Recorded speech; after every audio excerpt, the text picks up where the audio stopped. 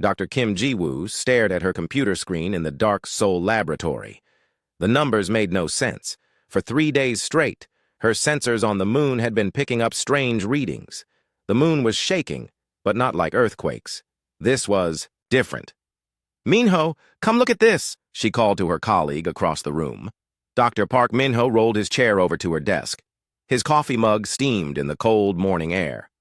"What's wrong now? Another equipment failure?" "No, that's just it. All our equipment is working perfectly. But look at these readings from the far side of the moon." Ji-woo pointed at the wavy lines on her screen. "There are massive empty spaces down there, huge caves that shouldn't exist." Minho leaned closer. His eyes grew wide. "How big are we talking?" "Big enough to fit entire cities, maybe bigger." Ji-woo rubbed her tired eyes. "According to our models, the moon should be mostly solid rock with a small core, but these readings show it's almost hollow." 3 floors above them, Commander Lee Tae-young was having his own problems. The Korean Space Agency had called an emergency meeting. Representatives from NASA, ESA, and other space agencies filled the conference room. "The seismic activity has increased by 400% in the last week," Tae-young explained to the group.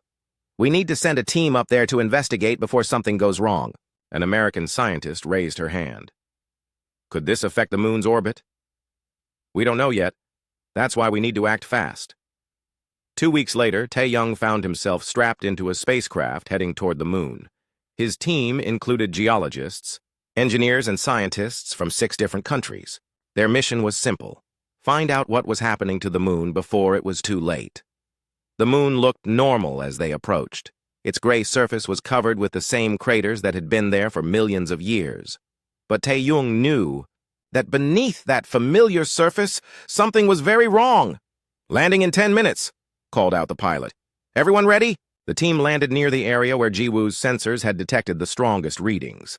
As soon as they stepped outside, Tae-young noticed something odd. The ground felt different under his boots. It was almost like walking on a thin shell instead of solid rock. "Set up the drilling equipment over there," he ordered his team. "Let's see what's underneath." The drill bit into the moon's surface easily, too easily. Within an hour, they had gone deeper than expected. Then suddenly, the drill broke through into empty space. "Commander, you need to see this," called Dr. Song Yeonjin, the team's geologist. She was staring at her instruments with a shocked expression. "What is it?" "There's a massive cavity down there. The drill dropped almost a kilometer before hitting anything solid." Tae-young felt a chill run down his spine. "Are you sure?" "Positive. And there's something else. The walls of this cavity appear to be artificial. They're too smooth to be natural." As the team worked to understand what they had found, small cracks began appearing in the ground around them.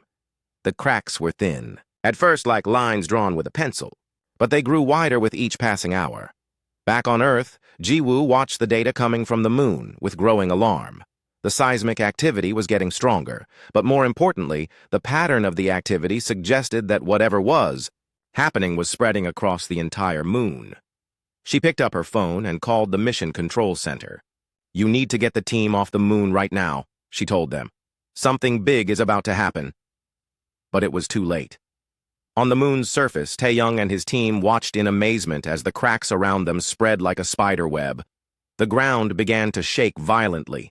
In the distance, they could see huge chunks of the moon's surface breaking away and floating into space.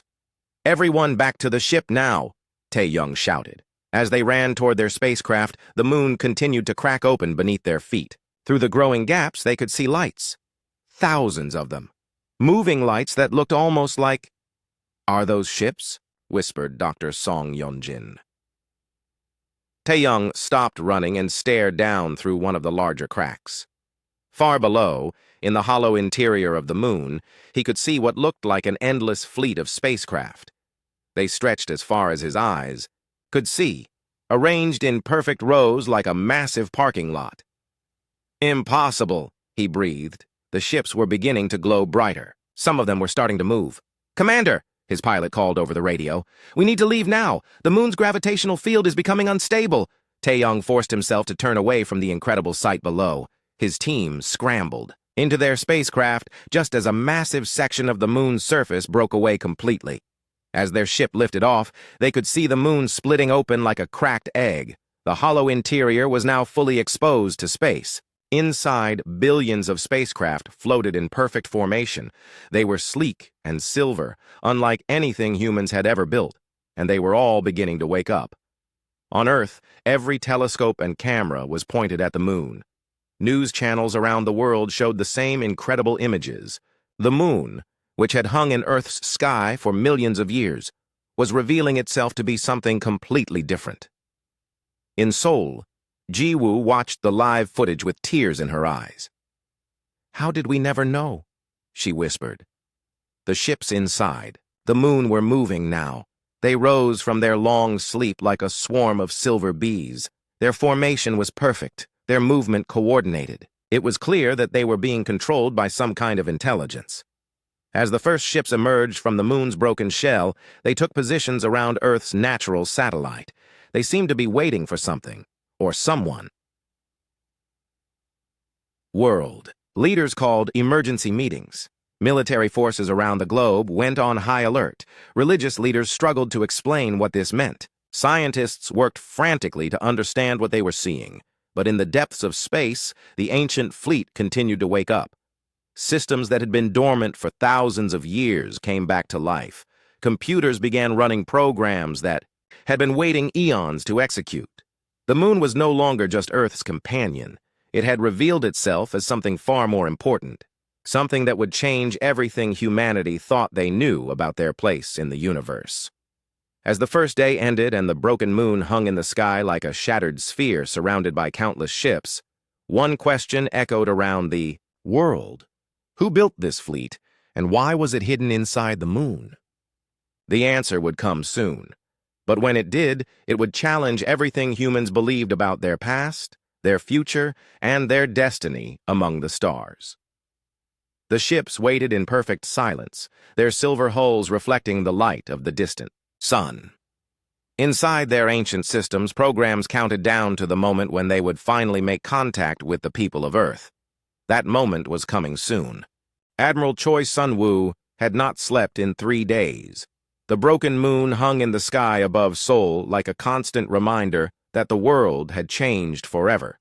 In the Korean Space Defense Headquarters, dozens of screens showed the same incredible sight. Billions of alien ships floating in perfect formation around Earth's shattered satellite. "Any word from the Americans?" Sun-woo asked his aide. "Their fleet is maintaining position at a safe distance. Same with the Russians and Chinese. Everyone is waiting to see what happens next."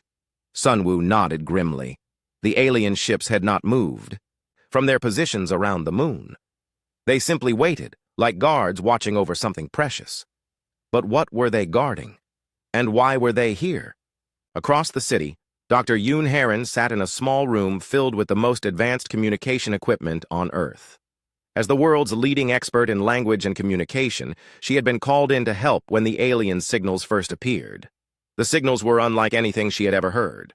They came in patterns that seemed almost musical, but with mathematical structures hidden inside. For 2 days, she had been trying to decode them with the help of computers and colleagues around the world. "Dr. Yoon," called her assistant, "we're getting a new signal. This one is different." Heron put on her headphones and listened. The new signal was clearer than the others. It repeated the same pattern over and over, like someone trying to teach a lesson. "But what lesson? Play it again," she said, "and run it through the pattern analysis." As the computer worked, Heron noticed something. The signal contained numbers, simple mathematical concepts that any intelligent species would understand. First came basic counting, then addition, then multiplication. It was like a universal language primer. "They're trying to teach us how to communicate with them," she realized. Within hours, teams of scientists around the world were working together to send a response. They used the same mathematical language the aliens had shown them, slowly building up to more complex ideas. The response came quickly. The alien signal changed, becoming more sophisticated. Soon, simple concepts were being exchanged. Numbers became shapes, shapes became pictures, pictures became ideas. On the 3rd day, everything changed. One of the alien ships broke away from the formation around the moon. It was larger than the others, with a design that looked almost elegant. The ship moved slowly toward Earth, broadcasting a new signal as it approached. This time, the signal was in perfect English. "People of Earth," the voice said, "we come in peace. We are the vanguard, and we have been waiting for you." Admiral Sunwoo stared at the communication screen in disbelief. Did they just speak English? "They're broadcasting in multiple languages," his communications officer reported. "English, Korean, Chinese, Spanish, Russian. They seem to know all of them." The alien ship took position in Earth's orbit, far enough away to seem non-threatening, but close enough to send clear signals. A new message came through. "We request permission to send a representative to your planet. We have much to discuss." World leaders held emergency conferences. The United Nations called a special session. Everyone wanted to know the same thing. Should they allow an alien to land on Earth? Dr. Heron was part of the team chosen to make first contact. As the alien ship descended toward a landing site in neutral international waters, she felt her heart racing with excitement and fear. The ship was beautiful up close. Its silver surface seemed to flow like liquid metal, and there were no visible seams or joints. It landed on the ocean platform as gently as a feather. A section of the ship's hull dissolved away, creating an opening. A figure stepped out. The alien looked almost human, but not quite. It was tall and thin, with pale skin and large eyes. Its movements were graceful, like a dancer. But the most shocking thing was what it wore. A uniform that looked remarkably similar to those worn by Earth's space forces. "Greetings," the alien said in perfect English. "I am Commander Kang Subin of the Lunar Defense Fleet. We have been waiting a very long time to meet you." Dr. Heron stepped forward. She had practiced this moment in her mind hundreds of times, but now that it was happening, she felt speechless. "Welcome to Earth," she managed to say. "We have many questions." Commander Kang smiled. The expression looked strange on the alien. Features, but somehow familiar. "I am sure you do, and we have answers. But first, you must understand something important. We are not aliens. We are human." The words hit Heron like a physical blow. "That's impossible. You're obviously not from Earth." "You are correct. We are not from your Earth. We are from Earth's future." Kang paused, letting the words sink in. "We are your descendants, returning from 50,000 years in your future." Admiral Sunwoo, listening from the command center, felt the world spin around him. "Future humans? How is that possible?" Commander Kang continued. "In our time, humanity faced a threat that could have destroyed all life in the galaxy. Beings from another dimension began consuming worlds, erasing everything that existed. We fought them across time and space. The Time War," Kang said sadly. "It lasted for thousands of years, but we learned something important during that war. The enemy could not be defeated by running away. They had to be stopped." Dr. Heron found her voice again. "So you came back in time to warn us?" "More than warn you. We came back to prepare you." Kang gestured toward the broken moon. "That fleet you see contains billions of ships, all designed to fight the enemy that is coming. They are powered by technology that your science will not develop for many centuries." "When?" Admiral Sunwoo asked over the communication link. "When is this enemy coming?" Kang's expression grew grave. "Originally, they were supposed to arrive in 50 years. But something has gone wrong. Our early activation means they are coming sooner. You have perhaps 30 years to prepare." The weight of the revelation settled over everyone present. Humanity was about to face an enemy from another dimension, and their only hope was a fleet of ships from their own future. "What do you need from us?" Heron asked. "Everything," Kang replied. "We need your governments to work together. We need your people to be trained. We need your world to become something it has never been before, a fortress that can hold the line against the darkness." As the day ended and Commander Kang was taken to a secure facility for more detailed discussions, people around the world tried to process what they had learned. The future had reached back to save the present. Humanity's children had returned to prepare their parents for a war that would determine the fate of everything.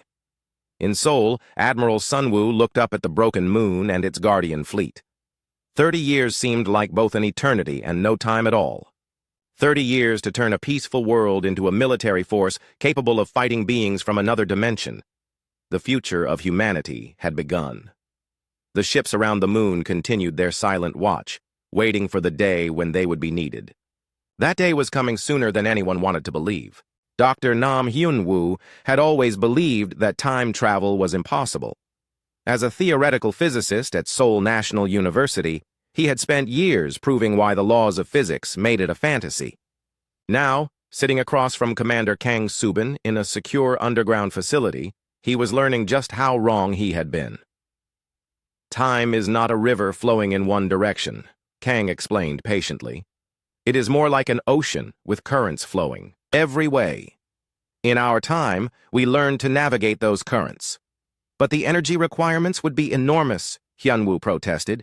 The amount of power needed to send even one person back in time would be more than our entire planet produces. Kang smiled sadly. You are thinking like 21st century humans. In our time, we harvested energy from stars themselves. We had to. The war demanded it. Around the table sat representatives from every major nation on Earth. General Park, Jin Young from Korea, Admiral Chen from China, General Rodriguez from the United States. They all listened as Kang described a future that sounded like science fiction. Tell us about this enemy, demanded General Rodriguez. These devourers. What exactly are they? Kang's expression grew dark. They are not alive in any way you would understand. They are entropy given form, beings of pure destruction that exist in the spaces between dimensions. They consume not just matter and energy, but the very forces that hold reality together. Dr. Hyun-woo leaned forward. That's impossible. You're describing something that violates every law of physics. Your physics, Kang corrected. The universe is far stranger than your current science believes. There are layers of reality stacked on top of each other like sheets of paper. Most species never learn to see beyond their own sheet. The devourers live in the gaps between those sheets. Admiral Chen spoke up. How did your people discover them? By accident, Kang replied. In our time, humanity had spread across thousands of star systems. We built machines that could peer into other dimensions, hoping to find new sources of energy. Instead, we found them. The room fell silent as Kang continued his story. At first, contact was limited. A few research stations disappeared. Entire planets went silent. We thought it was equipment failure or natural disasters. By the time we realized the truth, they had consumed a dozen solar systems. How do you fight something like that? Asked General Park. With great difficulty and terrible cost, Kang answered. Traditional weapons are useless against beings that exist partially outside our reality. We had to develop new technologies, new ways of thinking about warfare itself. On a large screen, Kang showed them images from the future, cities that floated in space, ships the size of planets, weapons that could tear holes in space itself. But even more impressive was what humanity had become. This is what your species will evolve into, Kang explained, showing images of humans who looked similar to himself, taller, more graceful, with larger eyes and enhanced mental abilities. The war changed us. We had to become more than human to survive. Dr. Hyun-woo studied the images carefully. These enhancements, are they genetic? Partly, but mostly they come from technology integrated into our bodies and minds.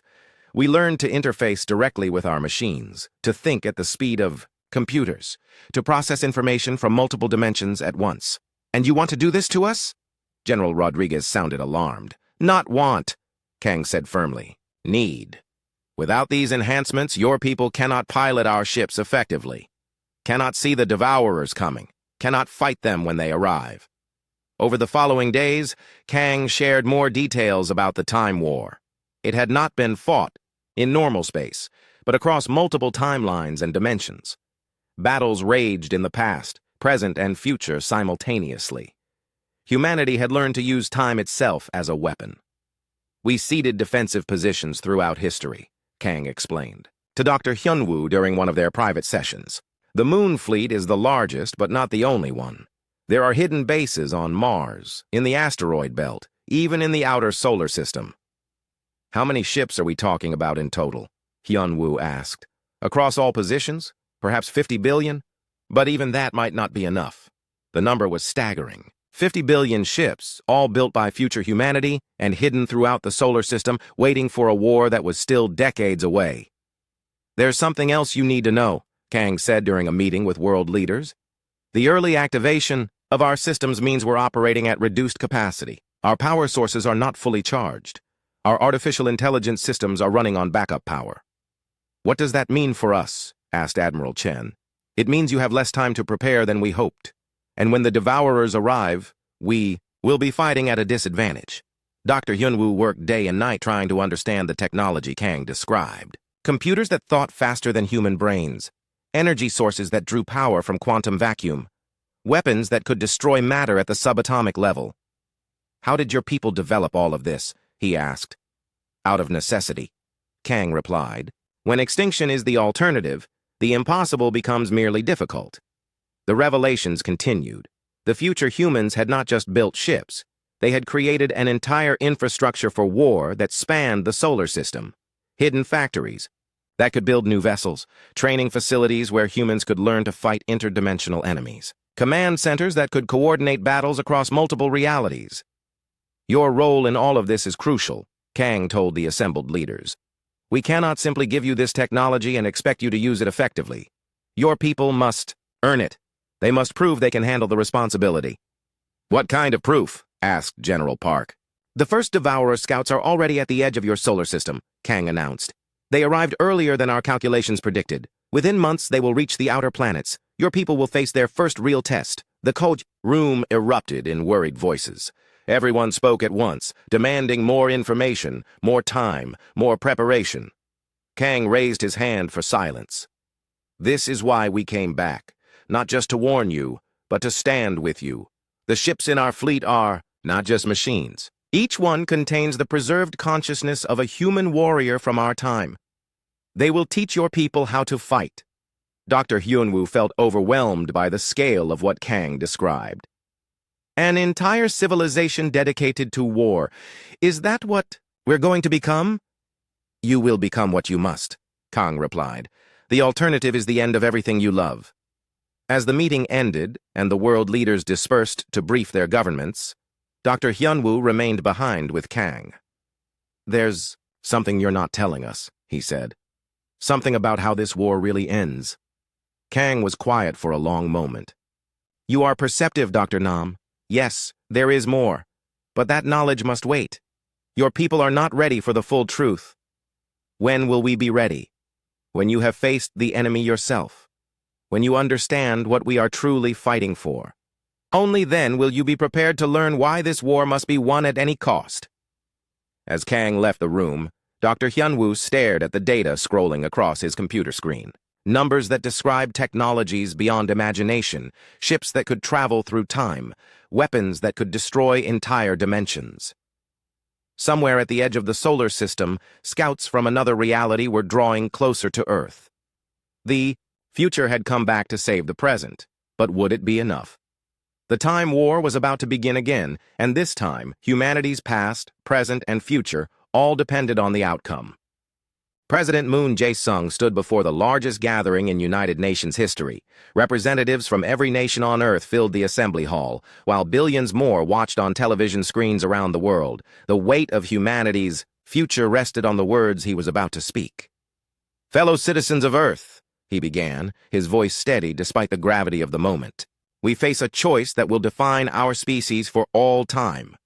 We can accept the help offered by our descendants and transform ourselves into warriors, or we can try to find another way. In the audience, delegates whispered among themselves. Some wanted to embrace the future technology immediately. Others feared what humanity might become if they chose the path of war. Captain Yang Minji sat in the front row, wearing the uniform of the newly formed Temporal Defense Corps. She had been among the first to volunteer for the enhancement program that Commander Kang had described. The procedures had changed her in ways she was still discovering. Her vision was sharper now. She could see colors that had no names in any human language. Her mind processed information faster than any computer Earth had ever built. Most remarkably, she could sense the presence of the future ships orbiting overhead as if they were extensions of her own body. The enhancement process is not reversible, Kang had warned her before the procedures began. You will become something more than human, but also something different from what you were. Yang had accepted the risk. Someone had to be first. Someone had to show that humans could adapt to fight an enemy from beyond reality itself. Now, as she listened to President Moon address the world, she felt the weight of that choice. She was no longer entirely human, but she was still herself. The question was whether others would make the same sacrifice. Dr. Shin Yuna, representing the Global Peace Coalition, will present the alternative viewpoint, President Moon announced. Dr. Shin stood and walked to the podium. She was a small woman with gray hair and kind eyes, but her voice carried the strength of absolute conviction. "We have survived as a species for millions of years without becoming warriors," she said. "We have solved conflicts through diplomacy, through understanding, through finding common ground. Why should we abandon these principles now?" Her words resonated with many in the audience. Dr. Shin had spent her life working for peace between nations. The idea of transforming humanity into a military force went against everything she believed. "Commander Kang tells us these devourers cannot be reasoned with," she continued. "But how do we know this is true? Have we tried to communicate with them? Have we offered them something they might want instead of destruction?" From his seat in the diplomatic section, Commander Kang listened without expression. He had expected this response. In his time, similar debates had raged for years, before humanity finally accepted the reality of what they faced. Engineer Bae Dongwook watched the proceedings from the Korean delegation area. For weeks, he had been working with teams around the world to reverse engineer the technology from the Moon fleet. The progress was slow but encouraging. "We don't have to transform our people to use their ships," he had argued in earlier meetings. "If we can understand how their technology works, we can build our own versions, weapons that humans can use without becoming something else." The engineering challenges were enormous. The future technology operated on principles that Earth science barely understood. But Bae believed it was possible. Given enough time and resources, human ingenuity could find a way. The problem was time. According to Kang, they had perhaps 30 years before the main devourer force arrived. Could they reverse engineer 50,000 years of technological advancement in 3 decades? "The enhancement program offers immediate results," President Moon continued his address.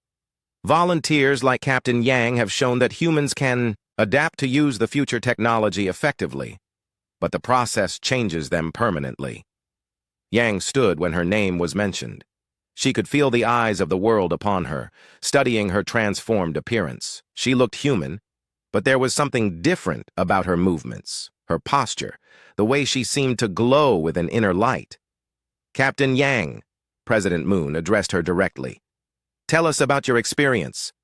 Yang walked to the microphone with fluid grace. When she spoke, her voice carried new harmonics that seemed to resonate in the listeners' minds. "I am still myself," she said simply. "But I am also more than I was. I can interface with ships that travel faster than light. I can perceive threats from other dimensions. I can fight enemies that exist outside normal reality." She paused, choosing her words carefully.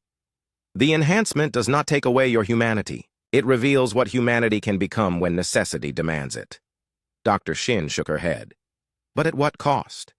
If we all become like you, are we still the same species that created art, music, literature? Are we still the people who can love, dream, hope?"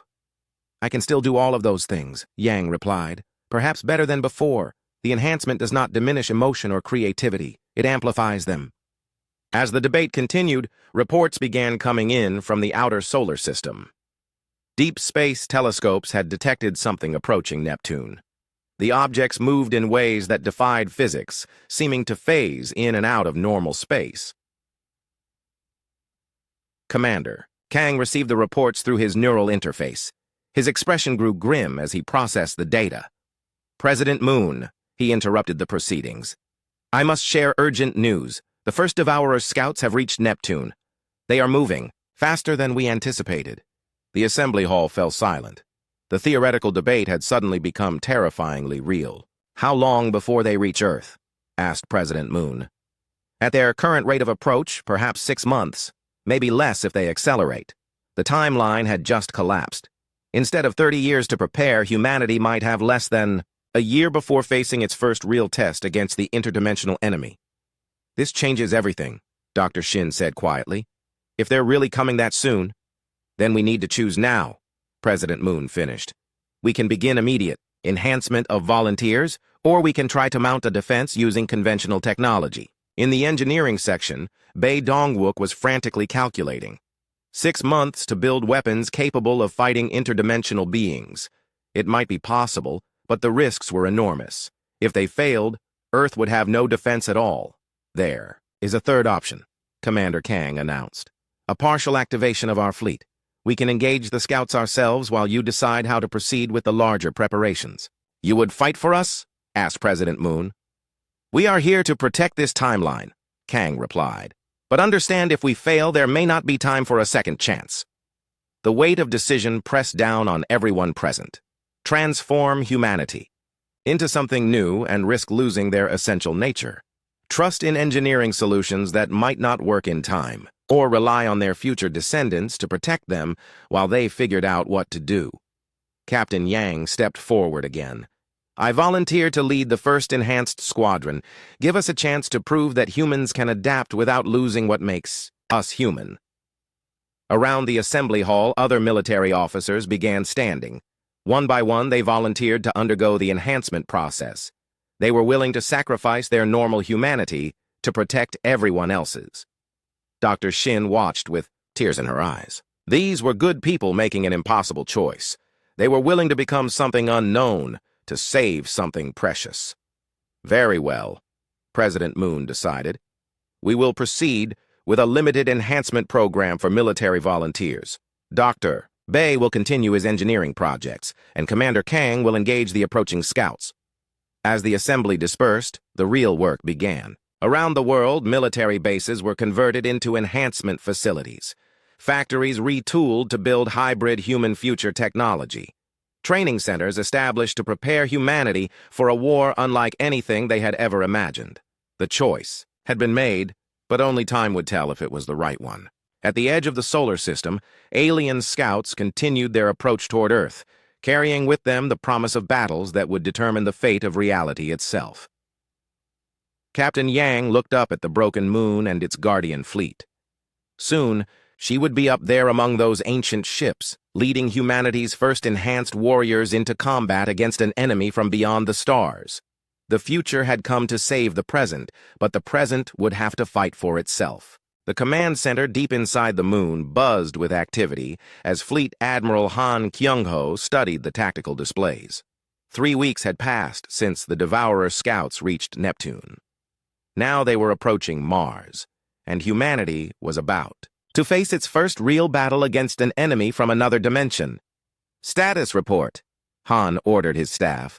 12 Devourer vessels detected in Mars orbit, reported Lieutenant Park Sunmi. They appear to be scanning the planet's surface. Han nodded grimly. The future humans had prepared him for this moment, but seeing it happen was still unsettling. The enemy ships looked wrong somehow, as if they existed only partially in normal space. They flickered in and out of visibility like mirages. What about our forces?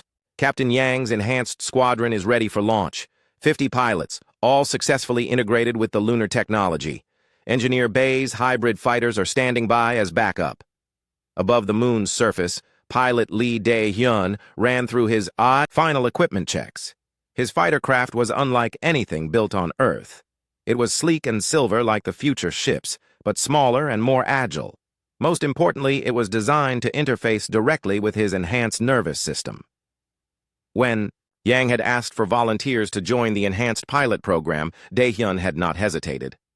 He had been flying military aircraft for 15 years, but nothing had prepared him for the changes the enhancement process brought.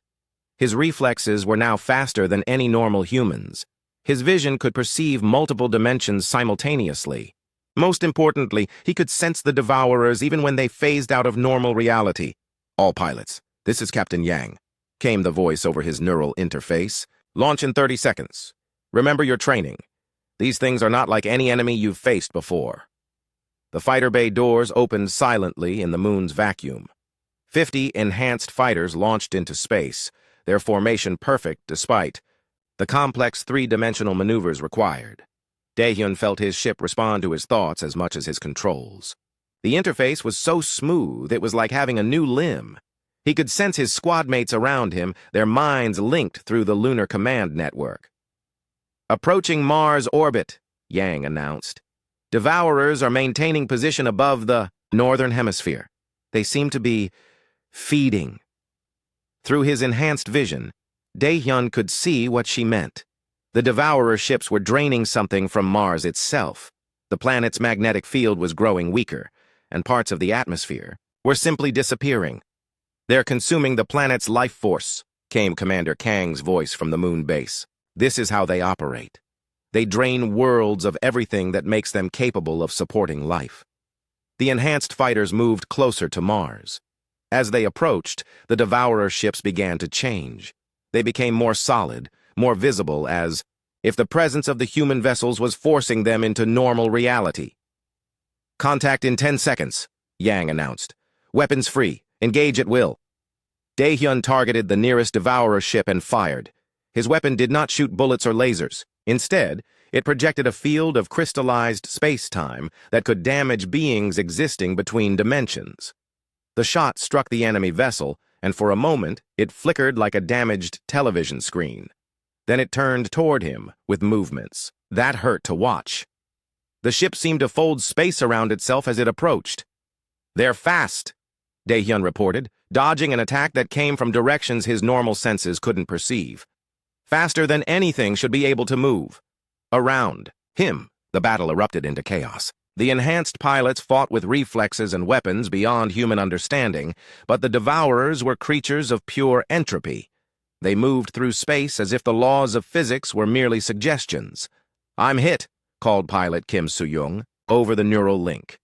Her fighter was spinning out of control, parts of it simply ceasing to exist where the Devourer weapons had touched it. Dae-hyun moved to help her, but Yang's voice cut through his concentration. "Stay in formation. Do not break the pattern." The enhanced pilots moved like parts of a single organism, their actions coordinated through the neural interface. When one pilot attacked, others moved to support. When one was threatened, the entire squadron responded. Slowly, the tide of battle began to turn. The Devourer ships were powerful, but they seemed confused by the human tactics. They had expected to face primitive weapons and linear thinking. Instead, they found opponents who could perceive multiple dimensions and respond with inhuman speed. "Target the lead ship," Yang ordered. "All fighters, concentrate fire." 50 weapons fired simultaneously at the largest Devourer vessel. The combined assault created a cascade of dimensional disruptions that tore the enemy ship apart. As it died, it let out a sound that had no equivalent in human experience, a scream that echoed across multiple realities. The remaining Devourer ships immediately changed their behavior. They stopped feeding on Mars and turned their full attention to the human fighters. The real battle was about to begin. "They're adapting," reported Lieutenant Park from the Moon Command Center. "The enemy is learning from the engagement." Admiral Han watched the tactical display with growing concern. The enhanced pilots were holding their own, but barely. Each Devourer ship was equivalent to a small fleet in terms of destructive power. "Bring up the secondary systems," he ordered. "If we lose the enhanced squadron, we'll need the backup plan." On Mars orbit, Dae-hyun found himself facing 2 Devourer ships at once. His enhanced reflexes allowed him to dodge attacks that moved faster than light, but he was being pushed to his limits. "I can't hold them much longer," he reported. That's when Engineer Bay's hybrid fighters arrived. They were piloted by unenhanced humans, but equipped with reverse-engineered lunar technology. The pilots couldn't perceive multiple dimensions, but their weapons could still damage the Devourers. "This is Commander Ryu Taejin leading the hybrid squadron," came a familiar voice. "We're here to help." The addition of 24 more fighters changed the battle dynamics again. The Devourers found themselves facing 74 opponents with different capabilities and tactics. Their adaptation systems couldn't keep up with the variety of threats. "Focus on their weak points," Yang transmitted to all pilots. "When they phase between dimensions, they're vulnerable for approximately 0.3 seconds. The human pilots began timing their attacks to exploit this vulnerability. Each time a Devourer ship phased, multiple weapons struck it during its moment of transition. The enemy vessels began taking serious damage, but the Devourers had one last surprise. The remaining ships suddenly merged together, forming a single massive entity that existed in multiple dimensions simultaneously. The combined creature was larger than some asteroids and radiated power that made space itself ripple. "All fighters, pull back," Yang ordered. "We need a new strategy." The merged devourer began moving toward Earth, no longer interested in Mars. It had tasted the human resistance and found it worthy of direct attention. Admiral Han made a difficult decision. Activate Protocol 7. Bring the main lunar systems online. Deep within the moon, ancient systems that had slept for millennia began to wake up. The entire satellite started to glow with internal light as power flowed through conduits built by humanity's distant future. A massive weapon emerged from the moon's surface, its barrel aimed directly at the approaching merged devourer. When it fired, the beam was visible from Earth as a lance of pure energy that bridged the distance to Mars in seconds. The beam struck the merged devourer and held it in place. For a moment, the creature fought against the energy trying to contain it. Then, with another reality-shaking scream, it dispersed back into its component parts. The individual devourer ships, weakened by the separation, fled toward the outer solar system. The first battle was over. Dae-Hyun and his fellow pilots returned to the moon, their fighters damaged but intact. As they landed in the hidden bays, he felt a mixture of triumph and worry. They had won this fight, but it had taken everything they had. The main lunar weapon was now operating at reduced power after its single shot. The enhanced pilots were exhausted from the neural strain of combat. The hybrid fighters had suffered 30% casualties. "How many more of those things are coming?" Dae-Hyun asked Yang as they walked through the debriefing area. "According to Commander Kang, this was just the scouting force," she replied. "The main invasion fleet is still years away. But they'll know about us now. They'll be prepared." Admiral Han reviewed the battle reports with a heavy heart. Humanity had passed its first test against the Devourers, but the cost had been high. More importantly, they had revealed their capabilities to the enemy. The next battle would be harder. The Devourers would come in greater numbers, with better preparation, and they would know exactly what humanity was capable of. Earth had gained valuable time and experience, but the real war was yet to come. In the depths of space, beyond the reach of human sensors, the main Devourer fleet received the Scouts' final transmissions and began adjusting their approach. Humanity had proven it could fight. Now the question was whether it could win. 5 years had passed since the Battle of Mars, and Earth was no longer the same planet. Field Marshal Oh Sung-min stood on the observation deck of Luna Command, watching as thousands of ships moved through the space around Earth's moon. What had once been a quiet corner of the solar system now bustled with the activity of humanity's greatest military buildup in history. "Status report," he requested from his aide. "Current fleet strength stands at 2.8 billion vessels," Lieutenant Colonel Kim reported. "Enhanced human pilots number 400,000. Hybrid technology integration is at 78% across all major populations." Oh nodded with satisfaction. The transformation of humanity had been faster and more complete than anyone had dared hope. When people saw what the Devourers could do, when they understood the true nature of the threat, resistance to the enhancement programs had largely disappeared. In Seoul, Dr. Kim Yoon-seo made her way through the university's new quantum consciousness research lab. Her breakthrough 3 years ago had changed everything humanity thought they knew about themselves. "The test results are conclusive," she had announced to a gathering of world leaders. "Human consciousness operates on quantum principles that make it naturally resistant to dimensional manipulation. This is why the Devourers target our species. Specifically, we're one of the few races that can fight them effectively." The discovery had explained many mysteries. Why future humanity had chosen to make Earth the final battleground. Why the enhancement process worked so well on humans compared to other species. Why the Devourers seemed to fear human resistance more than simple military force. "We're not just defending Earth," Dr. Kim had continued. "We're defending the concept of free will itself. The Devourers don't just consume matter and energy, they erase the possibility of choice, of growth, of change. They turn reality into a static, lifeless system." Now, as she reviewed her latest research, Dr. Kim smiled.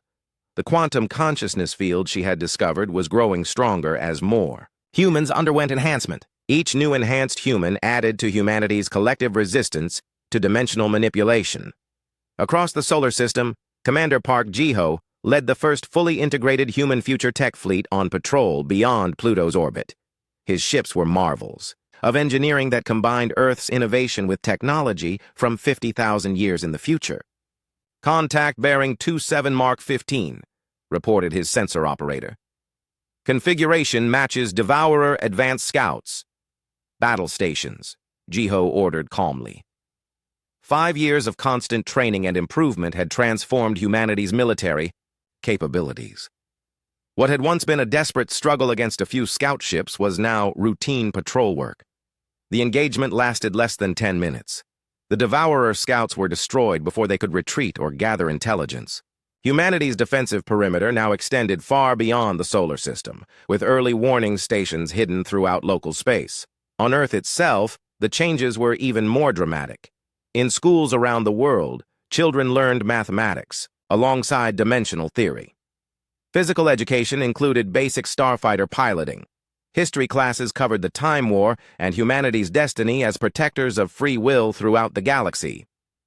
Young Park Min-jong sat in her advanced combat theory class in Busan, studying tactical displays that showed battles fought across multiple dimensions. At 16, she was already qualified to pilot civilian shuttles and had basic training in quantum consciousness manipulation.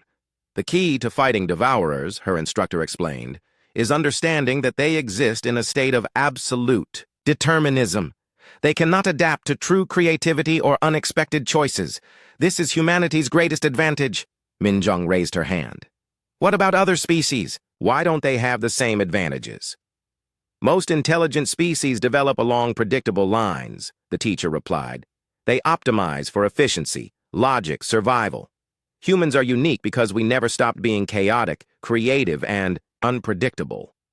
What other species see as flaws, we've learned to use as weapons." Back on the moon, Field Marshal O reviewed intelligence reports from deep space monitoring stations. The main Devourer fleet was still approaching, now less than 15 years away. But humanity was ready in ways their future descendants could never have imagined. "The enhancement rate has reached 95% among adults," his intelligence chief reported. "The remaining 5% are mostly voluntary holdouts who serve important roles in maintaining human cultural diversity." Oh smiled at that. Dr. Shin Yuna had been right about one thing. Humanity needed to preserve what made them human even as they became something more. The unenhanced humans served as a reminder of what they were fighting to protect. What about the children? All new births show natural quantum consciousness enhancement. They're adapting to the technology without needing artificial procedures. It appears humanity is evolving in real time.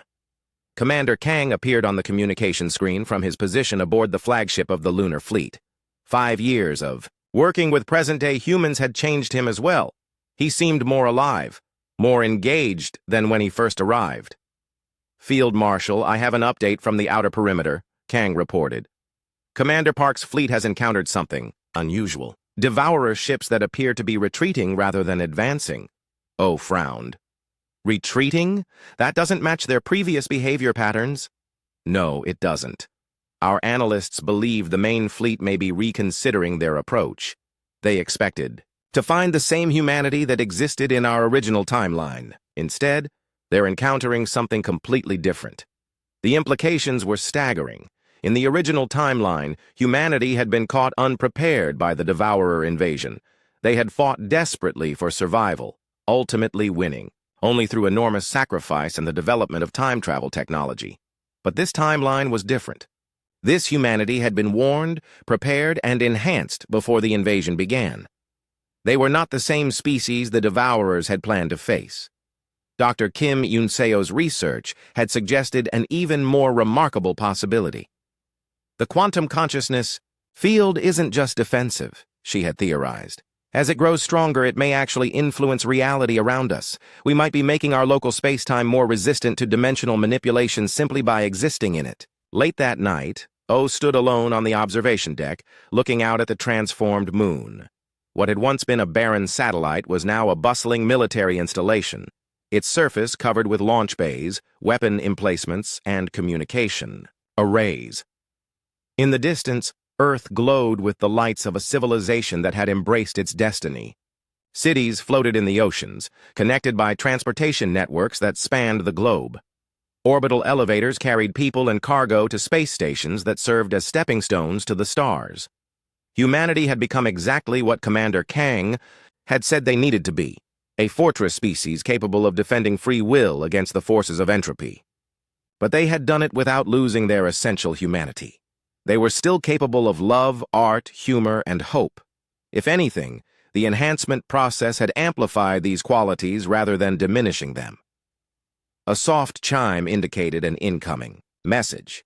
O activated his neural interface to receive it. Field Marshal, this is Commander Park reporting from the outer perimeter. We've detected massive gravitational disturbances beyond our sensor range. The main Devourer fleet appears to be slowing their approach. We estimate their arrival in 12 to 15 years instead of the predicted 8 to 10. O smiled. The enemy was having second thoughts. They had expected to face a vulnerable, unprepared species. Instead, they were approaching a civilization that had turned their entire solar system into a weapon. Acknowledged, Commander. Continue monitoring and report any changes. As the communication ended, O reflected on how far humanity had come. They had been given a warning from the future and had used it not just to survive, but to thrive. They had become something their ancestors could never have imagined while remaining true to what their descendants had always been. The dawn of a new age was breaking across the solar system. Humanity had chosen its path and transformed itself into the guardians of free will throughout the galaxy. When the Devourers finally arrived, they would face not a desperate species fighting for survival, but a confident civilization ready to protect everything that made existence worthwhile. In schools across Earth, children looked up at the broken moon and its guardian fleet with pride rather than fear. They knew they were part of something larger than themselves, a species that had reached across time to save itself, and, in doing so, had become the protectors of all consciousness everywhere. The Time War's final battle was still years away, but humanity was ready. They had become what they needed to be while remaining who they had always been. The future was no longer something to fear, but something to fight for. And high above Earth, billions of ships waited patiently for the day when they would defend not just one world, but the very concept of choice itself against the darkness between dimensions.